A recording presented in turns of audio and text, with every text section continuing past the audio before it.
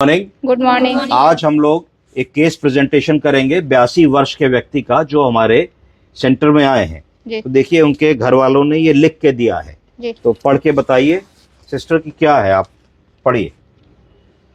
प्रेम शंकर 82 वर्ष। डायग्नोसिस ठीक नहीं, खाना नहीं हजम होता है, कॉन्स्टिपेशन बना है, बिना दवाई के लैट्रिन नहीं होता है, दवाई से लूज मोशन होता है, फिर लूज तो मोशन। डाइजेशन की प्रॉब्लम है, 82 वर्ष के हैं, कभी कॉन्स्टिपेशन होता है तो दवा देते हैं, जब कॉन्स्टिपेशन की दवा देते हैं तो पतली लैट्रिन हो जाती है। आगे बताइए। लूज मोशन होता, दवा से लूज मोशन होता है, फिर लूज मोशन बंद नहीं होता, वही होता रहता है, दवा खाकर बंद होता है, फिर दोबारा लैट्रिन अपने आप नहीं होती, फिर दवाई करने के बाद। तो अब इसमें क्या हुआ कि इसको हम लोग कहेंगे कि क्रोनिक कॉन्स्टिपेशन। जब आप क्रोनिक कॉन्स्टिपेशन को ट्रीट करते हो दस्तावर दवा खिला के, जिसको लग्जेटिव कहते हैं, क्या कहते हैं? लग्जेटिव कई प्रकार के होते हैं। साधारण लग्जेटिव क्या है? ईसबगोल की भूसी जो परचूनी की दुकान पे मिलती है, हम लोग कह देते हैं भी रात में खाने के बाद दही में मिला के खा लेना। कोई जानता है ईसबगोल की भूसी खाने से लैट्रिन क्यों ठीक से हो जाती है? मैं बताऊं? जी सर। ईसबगोल की भूसी बल्क फॉर्मिंग एजेंट है। क्या है? बल्क फॉर्मिंग एजेंट है। इसका मतलब है कि जब हमने ईसबगोल की भूसी दही में मिला के खाई और पानी पिया तो वो पेट में जाके फूलेगी। क्या करेगी? और जब फूलेगी तो गेंद जैसी बना लेगी। क्या बना लेगी? फिर आंतों में गति होती है, उसको कहते हैं पेरिस्टाल्टिक मूवमेंट। ऐसे आते चलते कच कच कच कच कच कच। तो जब ईसबगोल की भूसी फूल गई तो जब आंत पेरिस्टाल्टिक मूवमेंट करेगी तो वो ईसबगोल की भूसी ऐसे ऐसे करके मूव करेगी, ये गेंद उसकी। तो जो भी उसके आगे का मल और आंतों का कंटेंट है सब धीरे धीरे पुश हो जाएगा। तो ईसबगोल की भूसी जो जिस तरीके से काम करती है उसको कहा जाता है बल्क फॉर्मिंग एजेंट। ठीक है जी? तो इन्होंने बताया कि हमारे मरीज में कब्जियत रहती है जी।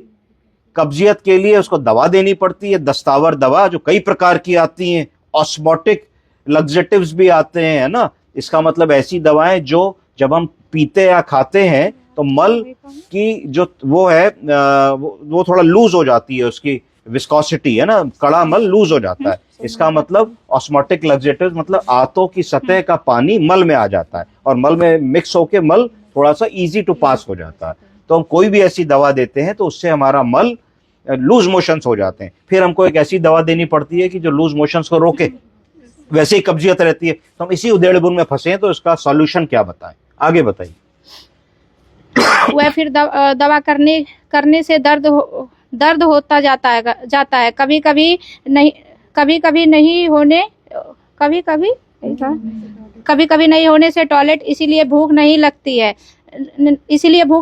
खाना नहीं ठीक से खा पाते हैं, खाना अच्छा नहीं लगता है, प्रोस्टेट की बीमारी करने से बूद पेशाब हमेशा होता रहता है, इसीलिए रात को सो नहीं पाते हैं, काफी दिनों से है, इनको गॉल ब्लैडर की भी बीमारी है। एक तो पॉटी की प्रॉब्लम बता दी, उम्र बता दी 80 के ऊपर है, बता दिया जब पॉटी नहीं होती तो पेट फूलता है, हवा नहीं खुलती तो भूख नहीं लगती है, कब्जियत रहती है, दवा खाने पे लूज मोशन होते हैं, पेशाब की प्रॉब्लम बताई कि बूंद बूंद करके पेशाब होता रहता है। तो वृद्ध आदमी में ये प्रोस्टेट का लक्षण है। किस बीमारी का? प्रोस्टेट ग्रंथि जो है वो बूढ़े लोगों में बढ़ जाती है। हाइपरट्रॉफी ऑफ द प्रोस्टेट हो जाता है, उसको बेनिंग प्रोस्टेटिक हाइपरप्लीजिया भी कहते हैं। जब वो बढ़ जाता है तो पेशाब की थैली और पेशाब के रास्ते के ऊपर दबाव डालता है। तो जब आप पेशाब करते हैं तो उसका फ्लो ठीक नहीं आता, यानी कि बुजुर्ग लोग कभी आप देखोगे पेशाब कर रहे हैं तो पेशाब की धार आगे नहीं जाती, पैंट में ही गिर जाती है ना, तो पैंट खराब हो जाती है।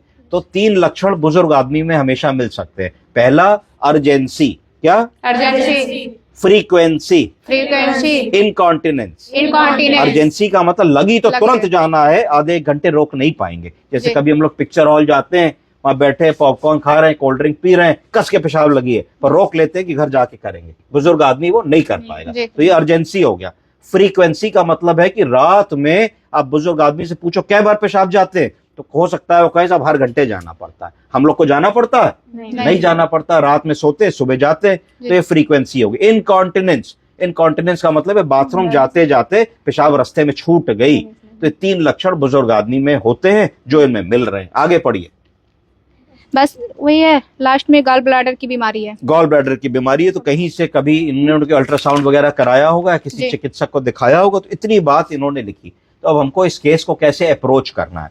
तो अब हम लोगों को देखना है कि बुजुर्ग आदमी में जिसकी उम्र 80-85 साल है, अगर वो chronic constipation followed by diarrhoea की हिस्ट्री दे रहा है, तो एक संभावना आती है कहीं इसको पेट का, आंतों का, रेक्टम का, गुदाद्वार के पास के एरिया का कोई कैंसर तो नहीं है, जिसको कोलोन कैंसर कहते हैं। क्या कहते हैं? Colon cancer. क्यों ऐसा हो रहा है ना? तो एक ये दिमाग में बात आनी चाहिए। तो उसके लिए हम लोगों को मरीज को एक जांच की बात बतानी होती है, जिसको कोलोनोस्कोपी कहते हैं। क्या कहते हैं? कोलोनोस्कोपी। एक बेसिक अल्ट्रासाउंड करना होता है, जिसे विसरल ऑर्गन्स देख लो। क्या क्या देख लो? लिवर देख लो, किडनी देख लो, पैंक्रियाज, स्टमक, पैंक्रियाज, स्टमक, है ना? स्टमक तो अल्ट्रासाउंड में नहीं दिखेगा, पर जो भी दिख सकता है उतना हम लोग मोटा मोटा देख ले। मरीज को पैल्पेट कर ले, देख ले कहीं पे कोई दर्द तो नहीं है, पेट फूला तो नहीं है, पेट में पानी तो नहीं है, पेट में गैस तो नहीं भरी, कहीं लोकल टेंडरनेस या पेन तो नहीं है, कोई पेन लोकलाइज तो नहीं कर रहा मरीज।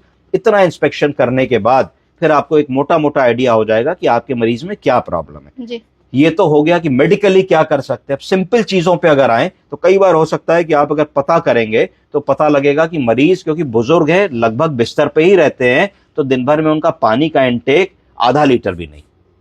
नाश्ते के बाद 1 कप पी लेते हैं, लंच के बाद आधा गिलास पी लेते हैं, डिनर के बाद आधा गिलास पी लेते हैं। तो आप उनको सिर्फ अगर इतनी सी सलाह देंगे कि आप खाने में पानी का मात्रा बढ़ाइए, लिक्विड की मात्रा बढ़ाइए, खाने में रफेज की मात्रा बढ़ाइए। रफेज किन चीजों में होता है? फलों में होता है, सलाद में होता है। किन सलादों में? खीरा, ककड़ी, गाजर, मूली, टमाटर, सलाद पत्ता।